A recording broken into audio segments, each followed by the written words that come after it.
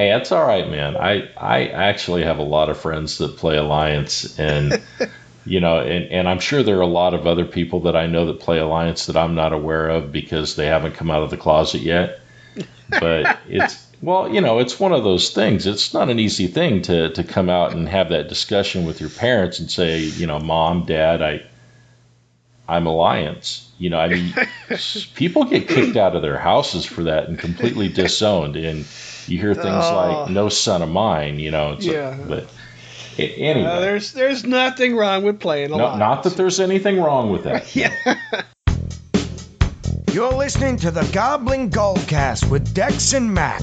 I got mouths to feed, so let's get this thing started. Time is money, friend.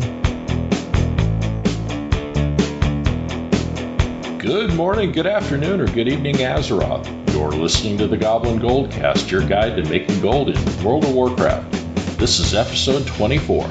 I'm your host, Dex, coming to you from Napa, California. With me on Skype is the man who taught me the value of teamwork by providing me with somebody else to blame, my co-host Mac from Anchorage, Alaska. How you doing, Mac? I'm doing pretty good. I thought that was what kids were for. No, it's your fault. It's always your fault. I've been told that. Well, you're married, so you've heard that many times. Yes, usually after you say I do, the next thing it's your fault. Yeah, right? Yeah. I can completely relate to always being wrong, and I have a saying, something I say to my wife that I know you've heard me say before. I've asked her before, why is it that I'm absolutely wrong until I'm absolutely right? It's I am, until proven otherwise, I am absolutely wrong. And then when it gets proven that I am right, then it's really not something that she wants to talk about anymore. So I'm sure we have people out there that can relate to that, and I'm sure we have some female listeners that say, "Yeah, I do that." So, very proudly, "Yeah, I do that. That's fine." So as long as you've learned to say yes, dear, you're fine. I was told very early on in marriage you can be right or you can be happy. I like being happy. Well, standing up for yourself is not something that you do to your wife. Standing up for yourself is something that you do in private about your wife to your friends when she's out of earshot. I can't do that on the podcast. She listens. Hi, dear. Mine does not. Actually, she wouldn't counter anything I had to say today so far. She would say, "That's right, you are wrong all the time until you're right." Well, this week's show is going to be a little different. You may have already gotten a sense of that. We're going to be shooting from the hip without any show notes. We're performing without a net. That's what I was just going to say. Working without a net, as you might say. You Batman fans may recall how well that worked out for Robin's parents. I mean, what's the worst that could happen, right? But believe it, you ended up with me as a co-host. So. Someone to blame. Yeah. But believe it or not, we do usually prepare for our shows, but. Christmas is right around the corner, and like many of you, we have kind of crazy schedules to work with, and there wasn't really a whole lot of time to prepare a show like we normally do. So we had a choice to make. We could either skip making this show.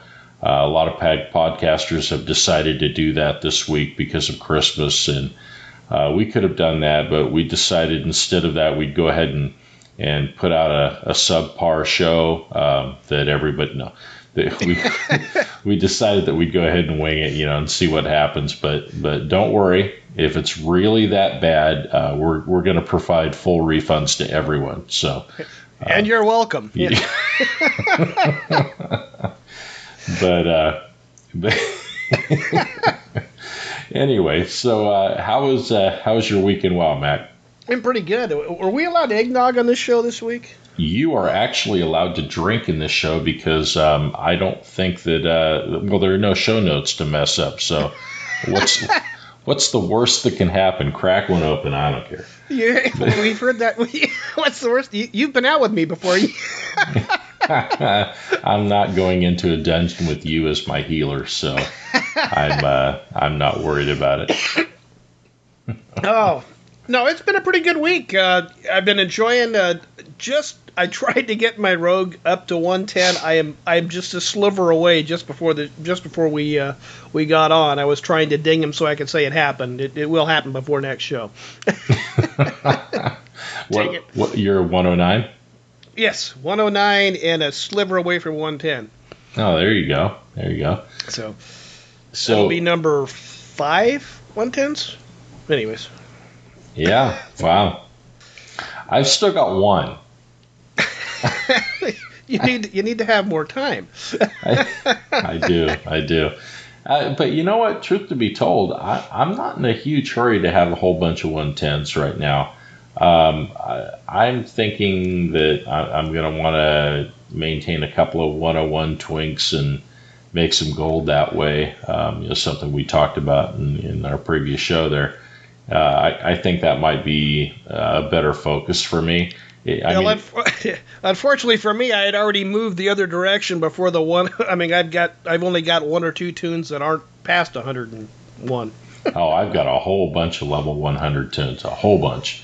I got about, I think I got 3 that are somewhere in the 103 to 105 range, and I've got my single 110, but I've got a whole bunch of level 100s that are just, I can easily level to 101 and twink them out and all that. So I think that's the way I'm going to go, because like we discussed before, unlike previous expansions, your best bet for mowing through content in Legion is not to have a 110. Your best bet is to have a twinked out 101, unless you're specifically trying to do stuff in Suramar.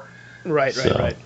So yeah, it's a little bit different, and they have stated that they would like to continue that trend in future expansions. So I mean, we'll see if they actually follow through with that and do that. It does present a little bit of an issue when you're going back and taking on older content. Right. But that's a worry for another day. I don't know about you, but I'm really chomping at the bit waiting for this change to the WoW tokens. Did you buy any to put away? I didn't. I'm planning on it. The prices jumped up there before I decided to jump on the bandwagon. So I may wait to see if they're going to drop down again just a wee bit. Yeah, I didn't get to play this week, unfortunately, because between Christmas shopping and all the school activities for the kids and everything, this was a crazy week, and things are not looking like they're going to get any less crazy in the next few days. Crazy for me. I'm working overtime, working Christmas Day, working Christmas Eve, working New Year's Eve, working New Year's Day. It's a holiday. I have to work. Yeah. Yeah, I haven't because of that. I haven't been able to get on, and I was curious if you noticed where tokens are right now. When I looked at them last, they were I think they were sitting at about 58K North American realms. I did not double check this last couple days, so I'm not quite sure where we're sitting at. Okay. On a side note, we did get an email from Same As for the Horde, yay. Besides, once again, we need to apologize to folks. He did mention that he hasn't been able to get access to our website, and he had a little issue initially getting us on iTunes. He was able to listen to us on Stitcher, so we have been available on iTunes or Stitcher. We are aware that, again, some people are having issues getting to our website. The website is up, but apparently there's a gating issue. Some people just don't have access. Right. I have put a fix up on, or a way to fix it up on our Facebook page. A workaround. A workaround. It's how I have to get on our website from here in Alaska. The way I'm able to take a look at our website on my laptop, that's what tells me when the site's down for some people, which has been a lot for the last week and a half. Yeah. But anyways, there is a workaround up there. Dex and I are working on the hosting issues and we may have to end up waiting till after the holidays to get that all taken care of. Yeah. It may include switching our hosting. Well, before you get into the email, I know that he touches on that a little bit in the email, but I don't know if I mentioned this to you, but actually spoke to my eldest son, who played the game for years and hasn't played for a little while, and he hadn't listened to one of our podcasts yet. He got a chance to take a listen. He was trying to think of Christmas gift ideas for the old man, and he thought, hey, he does a podcast now. Maybe I can get him a good microphone. And then he listened to the podcast, and he said, I don't think you're using a regular headset microphone. I think you're using a professional mic. So I guess I won't be getting you that. He said, yeah, I already made that purchase. But then the other thing he wanted to tell me is, oh, by the way, your website is down. And he lives here in California, which is where I live, and I never have any issues. But this is the first I heard of somebody in California having an issue, and our hosting service, as I understand it, the servers are hosted here. So I don't know. The issue is definitely more widespread than what was initially thought. So right. we are going to be looking into after the holidays here, moving our hosting to another hosting service. We need to find somebody that's dependable that we can count on. But the one that we're with now, it's just not cutting it. They're not able to. They don't seem to be able to fix it on their end or see a problem. So we may just have to move on. Yeah, and, we've done similar things, picked up our bags, taken our ball, moved it, and gone and played someone else, Yeah. So we'll have to be doing that. And, good news is we were renting our space there month to month. And so it's not like we shelled out for a year or two in advance and then have to move on. So we'll be making those adjustments. But anyway, you go ahead with going with the email. Right. Well, and also, we are still available on Stitcher. We're still available on iTunes. So you'll be able to listen to us there, even if you don't have access to our website. But again, we're working on that, and we appreciate you sticking with us. Yep. Neither one of us are tech gurus, so. Not when it comes to this sort of thing. No. I'm out of my depth when it comes to this. So, yeah, anybody that goes to the website and realizes that I designed the website and I put all that together with a glance, you can tell that I am not very good at this. So it's not awesome. It's functional, but it's not awesome. So we deal with functional. Yeah. Anyways, same as his email says, hey guys, great show this week. Just wanted to let you know I can't seem to access your website, which we've already went over. I also encountered difficulty getting your podcast to load on iTunes. Haven't heard that one yet. Yeah. However, I was able to listen to the most recent episode on Stitcher, and we knew we were there. Also wanted to let you know I've been putting some of your suggestions to good use. As a casual non-gold making player, I've managed to really up the amount of gold I make from basic drops and gathering professions by researching item prices on the auction house and the Undermine Journal, familiarizing myself with what items are used for in professions that I don't use, like cooking. That's one that you do. Making sure I post in convenient stacks. I was missing out on so much gold because I was just vendoring gem chips from prospecting. Using the Armory app, I don't even have to devote any extra playtime to managing my auctions. With the extra gold, I've even bought a few old mounts that seemed like they cost too much to ever actually buy. And for the Horde, same awesome. Yeah, awesome. Always glad to hear somebody's out there collecting up those expensive mounts. I know I'm not the only one that likes to spend their gold on that, but I should mention, I've been giving it a lot of thought, and I know when the spider mount was first announced, I was saying, no, I'm too cheap. I can't make myself spend $2 million on a mount. I'm kind of reconsidering. I'm thinking about doing it. I'm thinking about just those pulling little the trigger coins and doing clinking it. away in your purse, huh?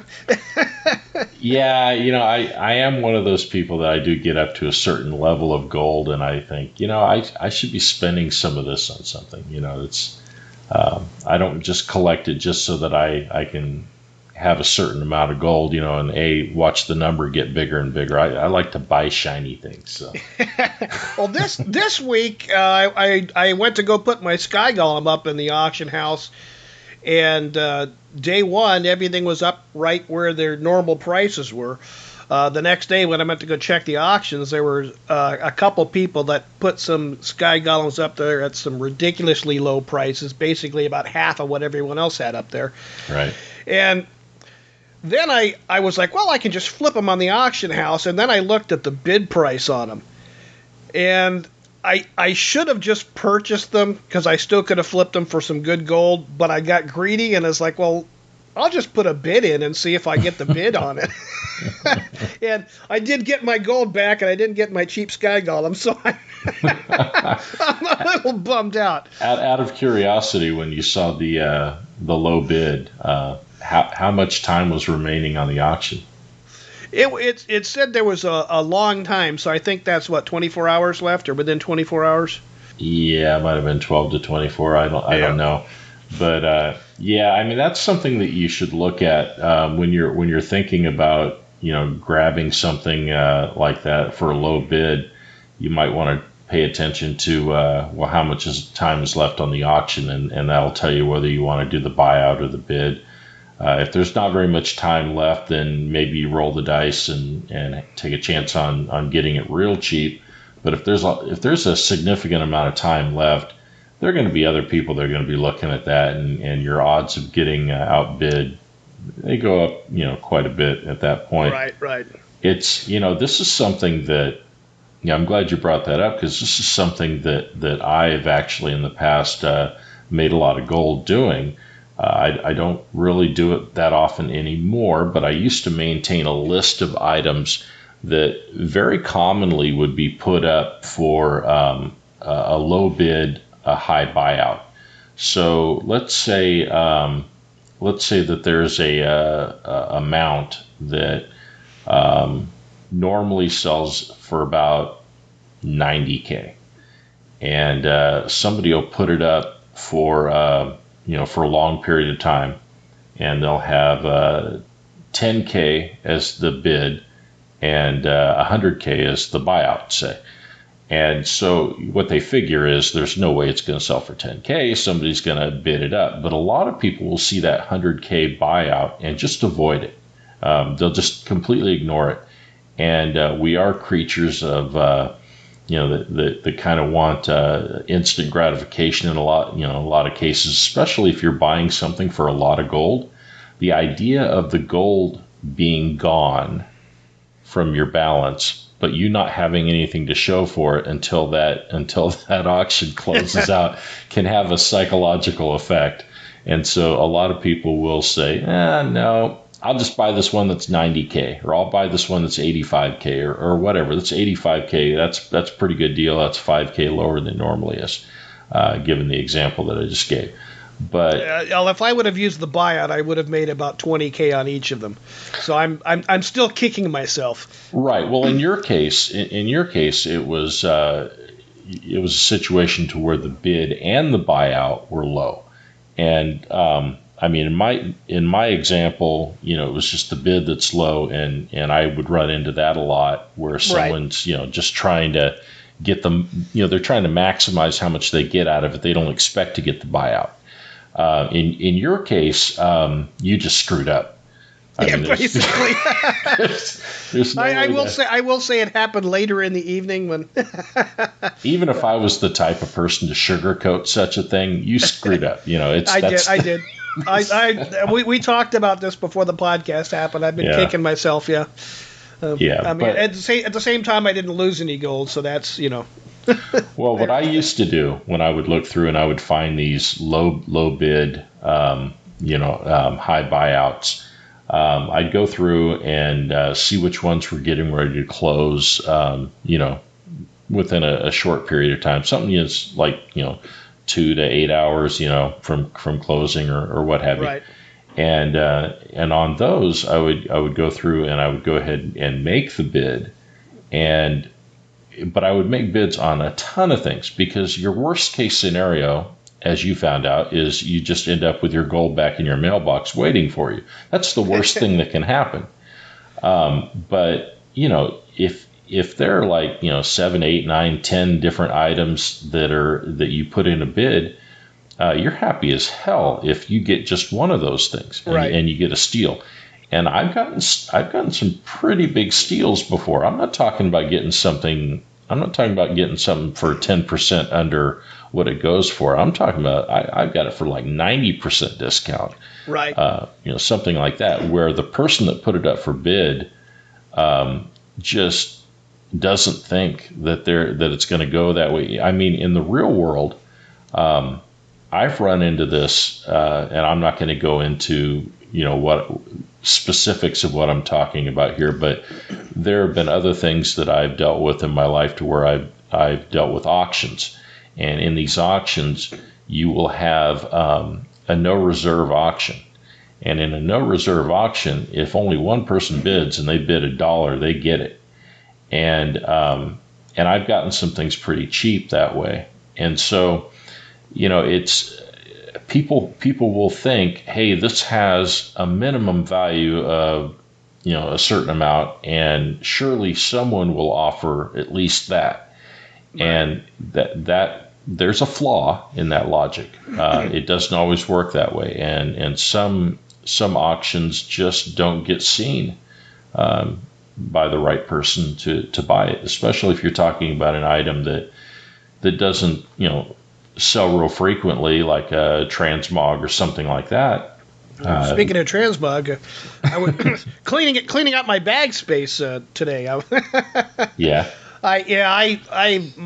Several of my tunes, I've just got a lot of old crud sitting around in the bank. So I expect to make a few thousand just with stuff that was just sitting there doing nothing. But And that's actually a nice thing to, it's something else that we can talk about for a second here is that when you go through and you clean out your bank, you will find items that you have completely forgotten about that were in there, whether it's your guild bank, your personal guild bank that you maintain as a gold maker, or if it's just your regular bank. The worst case scenario in that is, hey, you free up some space so you can put some things of value in there. Right. But every once in a while, just like the person who goes through his attic and finds great grandpa's coin collection that he didn't even know was up there, it's like, oh my God, I can't believe this was there. And this is something that you and I have experienced personally of finding items that have been in a bank or on a character for literally years that we forgot about. Right, it's things that supposedly don't drop in the game anymore, or maybe still drop in. We had some transmogs. You actually had the patterns. Right, I had two copies of the pattern. Yeah, and I had characters who had learned it. Yeah, had learned it. So we made a bunch of them. How many of those did you sell? I sold none.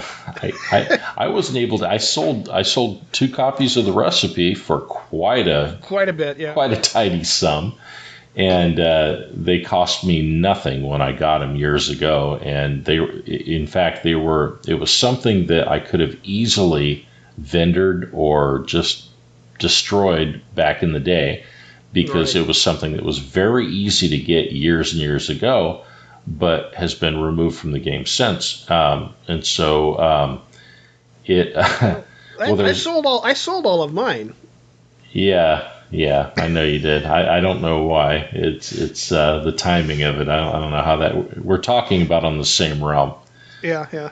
And he sold his and I didn't sell mine. No idea how that happens exactly, but.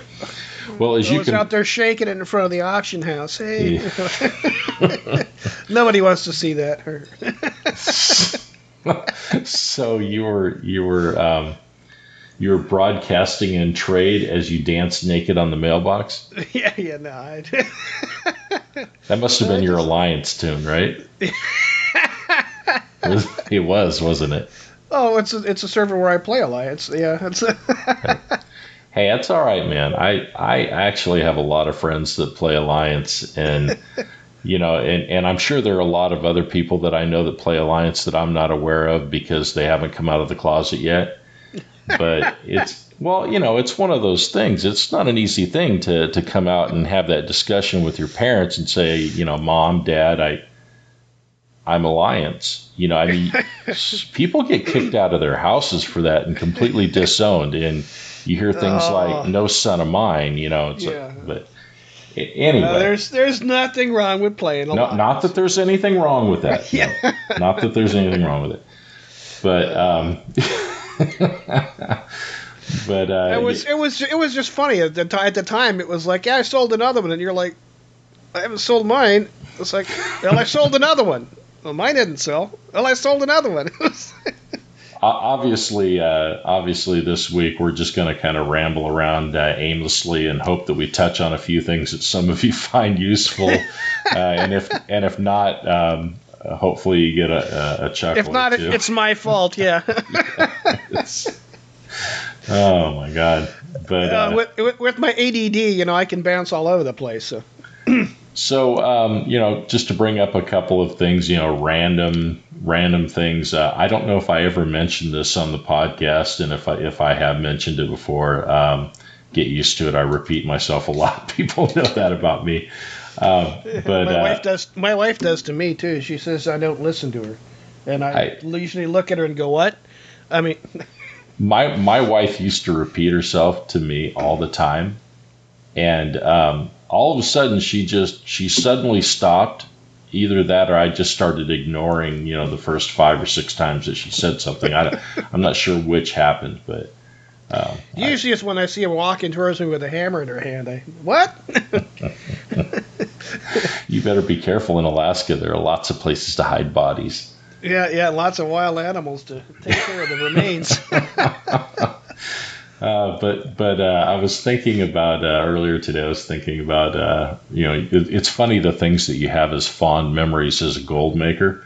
I fondly remember my first hate mail that I got, and this is for those of you that have just gotten into gold making that are saying, "What, hate mail? What are you talking about?"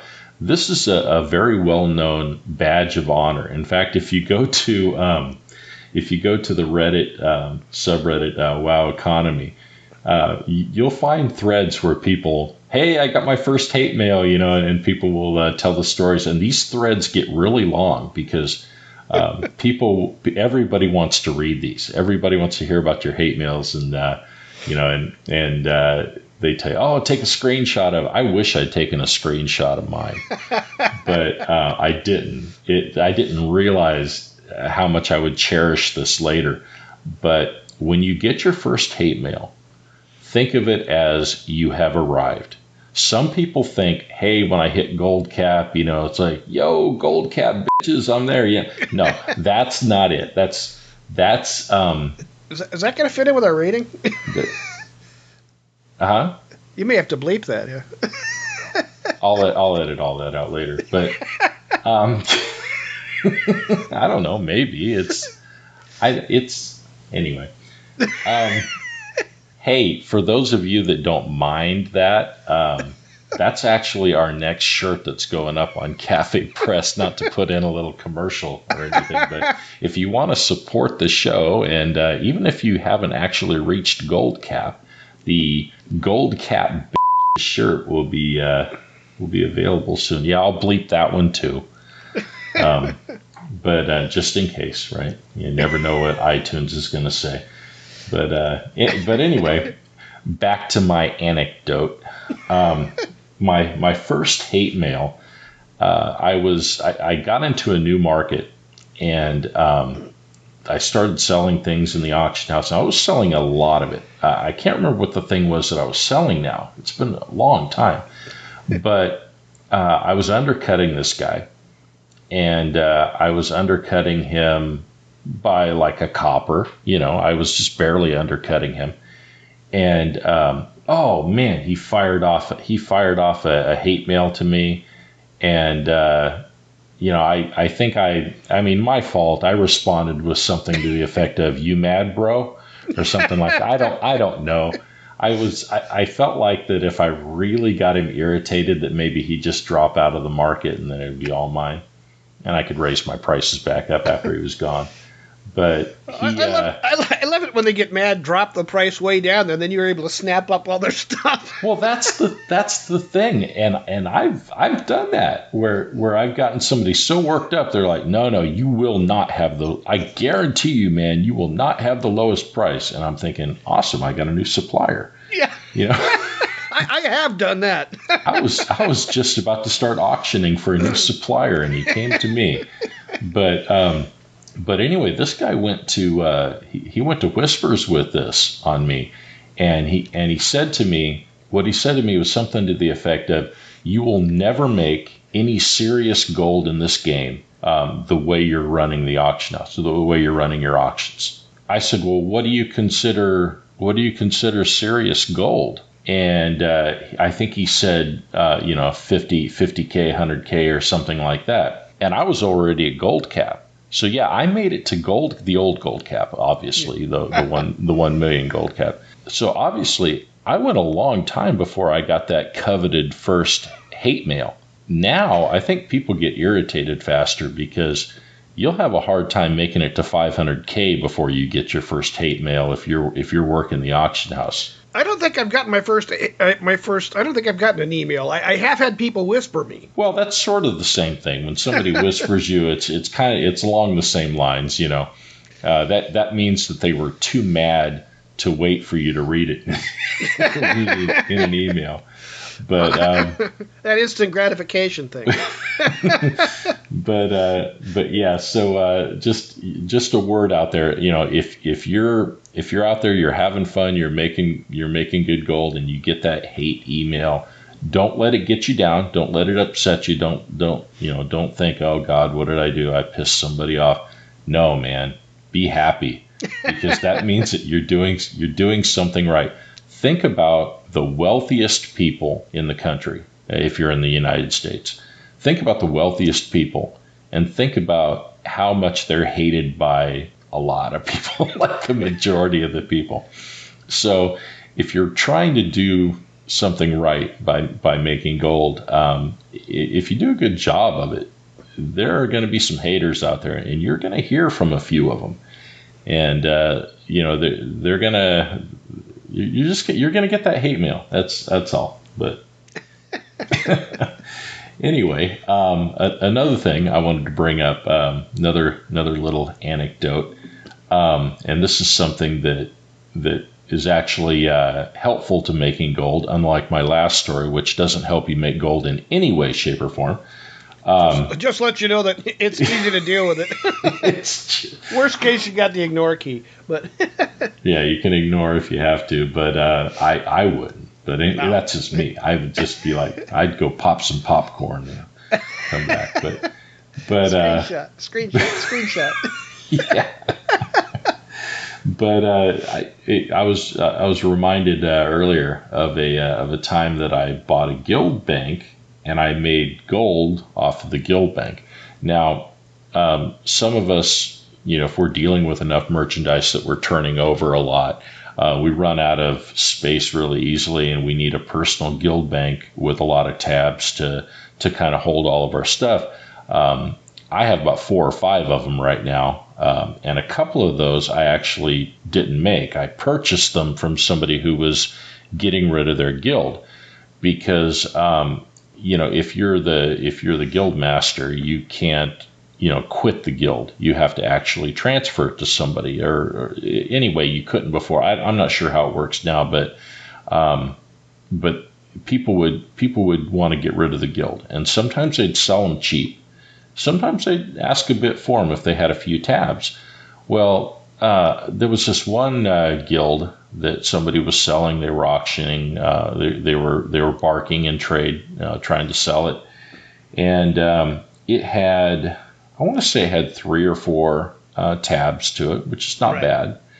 And I can't remember how much I spent for it, but it was whatever it was the going rate for a guild bank that had that many tabs. And so it wasn't like a super bargain. It was about the average price. But before you didn't wait for the Black Friday sale, right? Yeah. Yeah, I mean, before sometimes you'll see somebody selling a guild for a little and nothing. And usually it's got a goofy name or something like that doesn't make it very marketable.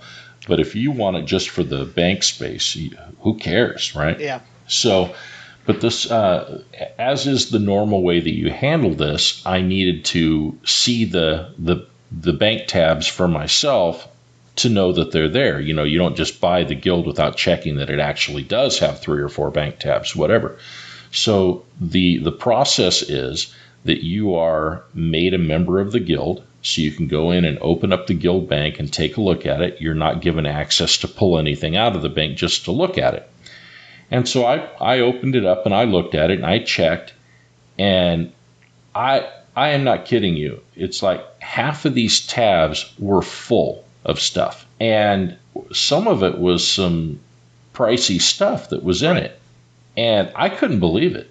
I looked at it, I was like, wow, this is my gold back and then some very quickly. And so I paid him for the guild, and I started liquidating stuff out. Some of the stuff I held on to, but I started liquidating it out, and within a couple of hours of selling stuff, I had more than paid for that guild, and then some. And then is that a frequent thing, or that was a one-time thing? Did well, you for me, that was the only guild that I bought that I made gold off directly like that. Right. But it's not as uncommon as you would think. Now, keep in mind, I probably bought 2 or 3 guilds total since I've played WoW. All of the other guilds that I have, I created myself, and right. and I did it. But the ones that I bought, there was just the one I had. On the other ones, they all had stuff in them, but it was junk, Right. It wasn't worth anything. But no, this one was just full of stuff, and the guy just wanted rid of it. He just wanted rid of it. I'm not so sure if he thought about what was in the guild bank. I'm not so sure that he would have sold all that stuff before selling it. I think he just wanted out from under it. He just wanted to move on. But yeah, it's something that, be aware, even if you're not looking for guild bank space, it only costs you a little bit of your time. If somebody's auctioning, if somebody says, yeah, I got a 7 tab guild bank, then yeah, you can go and you can take a look. And the only thing you want to be careful of is don't overpay for the guild. If you see something of value in the bank, don't overpay for the guild. Make sure that what you're paying, you would pay for that guild anyway, that it's worth that, because the person might sell you the guild, and then before they transfer over and make you guild leader, they may take everything out of it that was in it. And if you ask them, hey, does this guild come with everything that's in the bank? If they didn't realize that there were a lot of valuable things in there, they're going to know now. They're going to look. So it's not really like you can follow that avenue. Another thing that I wanted to bring up, and we did mention this in a previous podcast that we were thinking about this. We were talking about a competition, a little contest between Mac and myself that we would invite all of you to participate in if you wanted to. Not something that, no big prizes or anything but bragging rights for it. But what I thought was, if we had a little competition where we went to a brand new server where nobody has any gold on it, and you make fresh characters, you don't transfer any pets, battle pets or anything like that. You start with literally 0 gold. And to go for about a month, and each week we could update what our progress was, how much gold we made, and what we did to achieve that. And then any of you that wanted to do the same thing would write into us and tell us what you did and how much gold that you made. And we can, anybody that's made significant progress, we can we can talk about that when we discuss it, and then at the end of the month, see who was able to turn the most gold. Well, as Mac and I have talked about this, about how we want to make this work, a couple of things that come up as we discuss it among ourselves are how do we want to deal with death knights and demon hunters. I think our consensus was that we would allow a DK. Once you get them to 70, then we would open it up to demon hunters. Right, so that because now, as far as I know, all the restrictions of making Death Knights has been completely removed. So anybody can go to a brand new server and make a Death Knight and have a level 55 character. And if you chose to, level it up 15 levels, just so that you would have a 70, so that you would then be able to make a Demon Hunter and get up to 100 real fast. That would be a valid path. But obviously we don't want to have it so that if somebody already has a character on a server or realm, and they make a Demon Hunter from the beginning, that wouldn't be level playing field. So I think we're pretty clear on what we want to do as far as that goes. Basically, it's just a thing to show somebody, hey, this is how you can start off in the game brand new. If you're just coming back, you are brand new to the game, it's a way you can make gold, and just show you how fast you can make gold in the game, even from a start of 0. Right. So one of the things that I would love to see come out of it is just all the different ways that people can make gold. I mean, we were just talking about, level, because level usually is king for making gold. I mean, obviously it's easier for a level 110 to make gold than somebody with a level 10. However, having said that, once you've got your little nest egg together, if you're the type of person that plays the auction house, your level doesn't matter at all, right? So some people might choose to go the path of the auction house and say, they may not mess around with leveling up a character. In fact, I doubt that the person that would win and make the most gold would drive a character all the way to 110, because the amount of time that you would be spending getting a character to 110 that could be used directly making gold, I don't think over the course of a month it would make the difference. And I could be wrong, and some people would choose to do that. Some people would stop with the Death Knight just so that they could farm a few small things, old world things. Some would want to make the Demon Hunter and then go in and just slaughter some old raids and build up some gold. And there are so many different ways that you can do it, but the end result would be a nice little lesson on, hey, if someone can go and do that on a fresh server where you have nothing, you're literally starting with not a copper in your pocket and no characters whatsoever. If you can do that with it, what can you do with a realm that you have established characters on? So to me, it would be one of those things to maybe inspire people to make the most of what they have on the realm that they're on. I think it's a great challenge and be really fun to do that. Because for me, whenever I've made gold somewhere, I boost myself in one way or another. I power level, or I'll transfer a pet over so that I get some starting gold.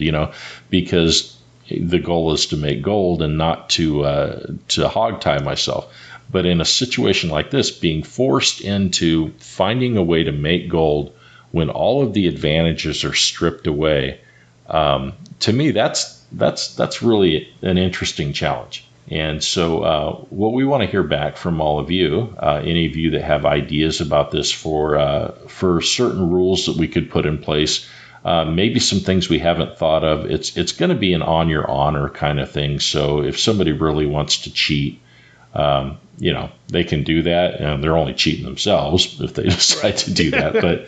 But yeah, so we'll choose a realm, and it'll be a realm that we don't have a character on. And if we choose a realm that that you do have characters on and you can't use that realm, we want everybody to use the same realm that can. But if the realm that we choose happens to be one that you are playing on, we'll have an alternate realm or two. And if you have characters on the alternate realms, then just pick one at random for yourself, and just let us know what realm you were on doing that. But the reason why we're going to try to pick the realm for everybody is not all realms are created equal. Right, not all auction houses are the same. Exactly. So the other thing that would be fun to do is to anybody that wanted to, we could all be in the same. We could all be in the same guild that we're doing the competition. We could, name the guild after the competition that we're doing, whatever we call it. Right. But anyway, so very interested in getting any feedback that anybody might have on that. I do want to apologize again for today's show. I know that it might have been for some of you, it might have been a whole lot of nothing, and we have fun putting together a show, but sometimes we can ramble on and not really provide too much of value if we if we let ourselves go. But anyway, we'll be back to normal next week with a regular show with show notes and all of that. Well, I think that's going to about wrap up this week's show. I'd like to thank Schaefer Bates for his awesome work as the Goblin voice at the beginning of each show. Also, Kevin MacLeod at Incompetech.com for his theme music, Hot Rock, that we use licensed under Creative Commons. And if you'd like to get in touch with us, you can reach us at Mac, that's MAC, at GoblinGoldcast.com, Dex, DEX, at GoblinGoldcast.com.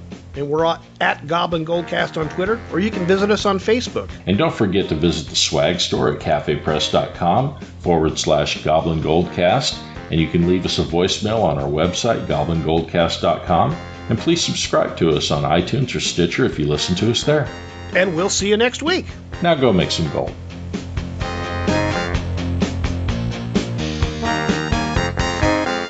Yeah, very funny.